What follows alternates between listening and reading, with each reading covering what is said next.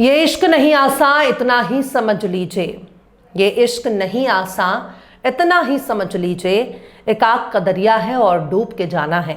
सलाम, नमस्ते, सत श्री अकाल। मैं हूं आपके साथ हर्षिता मिश्रा और आप देख रहे हैं टाइम्स मेल। ये प्यार, ये इश्क और ये मोहब्बत, उफ, इंसान को गुमराह करके मुर्तद भी बना सकता है। इंसान अपना ईमान भी खो सकता है, पर अक्ल पर दौलत का पर्दा पड़ा हो तब इंसान इंसान नहीं रह जाता। वो गुरूर में इतना चूर हो जाता है कि उसके सोचने समझने की सलाहियत खत्म हो जाती है, उनके अंदर की कुव्वत मिट जाती है और खत्म हो जाता है उसका ईमान। लेकिन अरब और इजराइल के बीच ऐसा इश्क चल रहा है जिसकी मोहब्बत में नज़्द से लेकर तेल अवीव तक बलाएं ली जा रही हैं। सऊदी के शाही घराने और वॉशिंगटन तक इश्क के परवाने लिखे जा रहे हैं और इस बेपनाह इश्क में झुब्बे वाले झुब्बा उठा कर नाचने के लिए बेकरार हैं। सोने चांदी के बर्तन में खाने वाले, सोने के टॉयलेट में सुबह शाम फ्रेश होने वाले, आलीशान इमारतों में रहने वाले, शहाना लिबास जेरे तन करने वाले, मालो दौलत की नुमाइश करने वाले। क्या अहमदे मुरसलीन का कलमा पढ़ने वालों की ऐसी पहचान हो सकती है? क्या यही इनके पैगंबर ने सिखाया था? अगर नहीं सिखाया तो इसका सीधा सा मतलब यही है कि ये लोग गुमराह हो चुके हैं। शैतान ने इनको गिरफ्त में ले लिया है।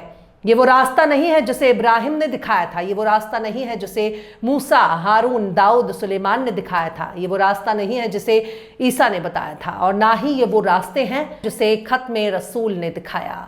चारों खुलफाए राशिदीन ने नबी की सुन्नत पर अमल किया, उनके दिखाए रास्ते पर चले, लेकिन इनकी हरकतें बता रही हैं कि इन्होंने बादशाहत का रास्ता अपना लिया है। पर इस वक्त सऊदी अरब और इजराइल अपने इश्क को परवान चढ़ाने पर तुल चुके हैं। इस रिश्ते को निभाने के लिए भले ही दुनिया के रस्मों रिवाज को दरकिनार कर दिया जाए, पर सबको मालूम है कि अंदर खाने चलने वाले इस प्यार को क्या नाम दिया जाए। अब जल्द ही इजराइल और सऊदी अरब के बीच छिपी हुई मोहब्बत पर्दे से बाहर आने के लिए बेकरार हो चुकी है। ये वही मोहब्बत है जो 15 महीने पहले जाहिर होने के लिए बेचैन था, पर फलस्तीनी मूवमेंट हमास ने इजराइल पर हमला कर दिया, जिसकी वजह से सऊदी अरब को प्यार का इकरार करने में शर्म आने लगा। लेकिन अब डोनाल्ड ट्रंप के सत्ता संभालने के बाद इजराइल के प्रधानमंत्री बेंजामिन नेतन्याहू अमेरिका के दौरे पर पहुंच गए हैं। गजा और लेबनान में जंग और सीरिया में तख्ता पलट के बाद तमाम वेस्ट एशिया में हालात खराब हो चुके हैं। ऐसे में ट्रंप की कोशिशों के बाद ही हमास और इजराइल के बीच सीज फायर मुमकिन हुआ है, वरना नेतन्याहू टाल मटोल कर रहा था। ट्रंप के दबाव की वजह से भले ही नेतन्याहू को सीज फायर करना पड़ा, जिसकी वजह से गजा में इजराइल की शर्मनाक शिकस्त दुनिया के सामने आई। खैर, कम से कम इजराइल के बंधक तो रिहा हो रहे हैं। अब मिडिल ईस्ट में कुछ वक्त के लिए शांति की उम्मीद की जा सकती है। लेकिन अब नेतन्याहू ने अमेरिका पहुंचने से ठीक पहले एक बड़ा बयान दिया है। नेतन्याहू ने कहा कि ट्रंप के साथ सऊदी अरब से रिश्ते बहाल करने के लिए बहुत अहम मीटिंग होने जा रही है। इसके अलावा बंधकों की रिहाई पर भी नेतन्याहू और ट्रंप के बीच बातचीत होगी। यानी अब वो वक्त आ गया है कि दो आशिक और माशुका के बीच की दूरी खत्म होने वाली है। दोनों एक दूसरे की बाहों में लिपट जाने के लिए उस मौके का इंतजार कर रहे हैं, ताकि शाह सलमान और उनका बेटा बिन सलमान नेतन्याहू को देखकर कह सके कि आ गले लग जा मेरे लाल। खैर, अमेरिका पहुंचने पर नेतन्याहू का वॉशिंगटन में इतवार की शाम को जोरदार इस्तकबाल किया गया। नेतन्याहू ने उड़ान भरने से ठीक पहले कहा था कि यह बहुत ही खास मीटिंग है। लेकिन सच तो यही है कि ट्रंप की शपथ ग्रहण करने के बाद पहली बार ट्रंप की किसी विदेशी नेता से मुलाकात है, जो ये दिखाता है कि इजराइल ही अमेरिका है और अमेरिका ही इजराइल। हालांकि नेतन्याहू ने इसे अमेरिका और इजराइल का मजबूत गठबंधन बताया है और कहा है कि यह मीटिंग हमारे निजी ताल्लुकात की गवाह है। पर गौर से देखा जाए तो अमेरिका का इजराइल एक गैर एलानिया स्टेट है। पर नेतन्याहू ने कहा कि वो ट्रंप के साथ हमास के खिलाफ जारी जंग को, सभी बंधकों की रिहाई और ईरान के आतंकी एक्सेस पर बातचीत करेंगे। नेतन्याहू ने कहा कि इस मुलाकात में ट्रंप के साथ सऊदी अरब के साथ रिश्ते बहाल करने पे बातचीत करेंगे। उन्होंने कहा कि मैं शांति के दायरे को बढ़ाने पर बात करूंगा और ताकत के दम पर शांति हासिल करने की कोशिश करूंगा। सऊदी के साथ रिश्ते बहाल करने के मामले में नेतन्याहू के प्रवक्ता दोस्तरी ने कहा कि हमारी इच्छा शांति पर पहुंचने की है और दूसरे पक्ष की भी यही इच्छा है। उन्होंने यह भी कहा कि अब संबंधों को सामान्य करना 7 अक्टूबर के पहले के मुकाबले ज्यादा चैलेंजिंग हो चुका है। इसकी वजह यह है कि सऊदी अरब ने शर्त रख दी है कि संबंधों को सामान्य करने पर कोई भी बातचीत करने से पहले इजराइल को जंग रोकनी होगी। दोस्तरी ने कहा कि अगर ये संबंधों को सामान्य करने की प्रक्रिया बिना गजा में जंग के हो गई होती तो सऊदी के नजरिए से ज्यादा आसान होता। उन्होंने कहा कि अभी गजा में हमारा मकसद पूरा नहीं हुआ है। सऊदी अरब इस मांग पर अड़ा हुआ है कि वो इजराइल को तभी मान्यता देगा जब इजराइल अलग फिलिस्तीन देश को बनने देगा। दोस्तरी ने कहा कि हमास इजराइल को सैन्य ताकत के बल पर खत्म करना चाहता है और फिलिस्तीनी अथॉरिटी इसे कानूनी तरीके से करना चाहता है। ट्रंप चाहते हैं कि अपने दूसरे कार्यकाल में वो अब्राहम अकॉर्ड 2 साइन करें ताकि इजराइल और सऊदी में दोस्ती हो सके। इससे पहले ट्रंप ने ही इजराइल और यूएई समेत कई अरब देशों को अब्राहम अकॉर्ड के जरिए दोस्ती कराई थी। यूरोप ने आज से 75 साल पहले फिलिस्तीन पर कब्जा किया, उस पर एक नया मुल्क बसाया और उस नए मुल्क का ही नाम रखा इजराइल। ना तो फिलिस्तीन यूरोप की बपौती है और ना ही अमेरिका की, फिर भी यूरोप के दिल में इजराइल धड़कता है क्योंकि यूरोप बिना मतलब कुछ भी नहीं करता।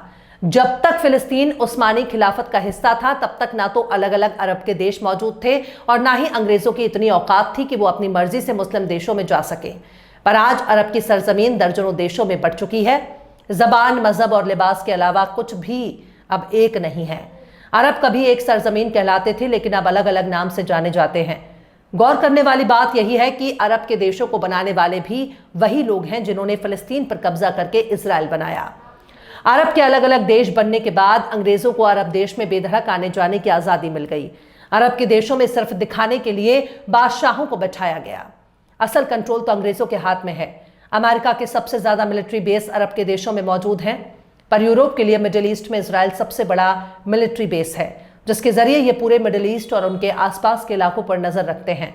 लेकिन जब से ट्रंप ने अमेरिका की बागडोर को संभालना शुरू किया तब से ही अरब के देशों पर ट्रंप ने कुछ ज्यादा ही प्यार लौटाना शुरू कर दिया। इस प्यार की कीमत अरब की आवाम को चुकानी होगी। ट्रंप ने इजराइल से अरब के देशों की दोस्ती करानी शुरू कर दी है। ऐसा वो पहले भी कर चुके हैं, पर इस बार अरब के सबसे ताकतवर देश को इजराइल के साथ दोस्ती कराने पर तुल चुके हैं। अब सऊदी अरब के साथ इजराइल की दोस्ती होने जा रही है। नजद के दरवाजे पर पहुंचने के लिए तेल अवीव से बारात भी सज चुका है। वॉशिंगटन इनका रिश्ता कराने के लिए निकल चुका है। दूल्हा भी तैयार है। शायद इस बार सैया से मिलने के लिए दुल्हन कुछ ज्यादा ही बेकरार है। नजद के बलमा और कुरेजा की सलमा के रिश्ते को जंगे बदर की तौहीन न कहें तो क्या कहें। आज बनू कुरेजा बहुत खुश होगा, पर घबराने की जरूरत नहीं है। हाशमी खून को ठंडा करने की औकात अमेरिका और इजराइल में नहीं है और इस बार शाहे मर्दा के कंधे पर दरवाजा नहीं होगा। इस बार हैदर के नेजे को बनू कुरेजा और उमैया की आने वाली पुश्ते भी सुबह कयामत तक भूल नहीं पाएंगी। बहरहाल चलते चलते आखिर में दाग देहलवी ने भी क्या खूब फरमाया है। हमें है शौक कि बेपर्दा तुमको देखेंगे, हमें है शौक कि बेपर्दा तुमको देखेंगे, तुम्हें है शर्म तो आंखों पे हाथ धर लेना। फिलहाल इस खबर में बस इतना ही। इस खबर को आप हमारे साथी शम्स तबरेज की कलम से सुन रहे थे। आपको कैसा लगा कमेंट बॉक्स में जरूर से बताइएगा। वीडियो पसंद आए तो यूट्यूब के वीडियो लिंक को फेसबुक, ट्विटर, व्हाट्सएप पर अपने रिश्तेदार, यार, दोस्तों को भी शेयर करें और बेबाक, निष्पक्ष, स्वतंत्र पत्रकारिता को सपोर्ट करने के लिए आप हमारे चैनल टाइम्स मेल को जरूर से सब्सक्राइब करें और हाँ, बेल आइकन की घंटी वाली बटन आप जरूर से दबा दें ताकि आपको हमारे आने वाले नए वीडियो की नोटिफिकेशन फौरन ही मिल जाए। फिर मिलता है किसी और वीडियो में एक नई खबर के साथ। हर्षिता मिश्रा को दीजिए इजाजत। जय हिंद। अगर अभी तक आपने हमारे चैनल टाइम्स मेल को सब्सक्राइब नहीं किया है तो जल्दी से सब्सक्राइब कर दें और बेल आइकन भी प्रेस कर दें।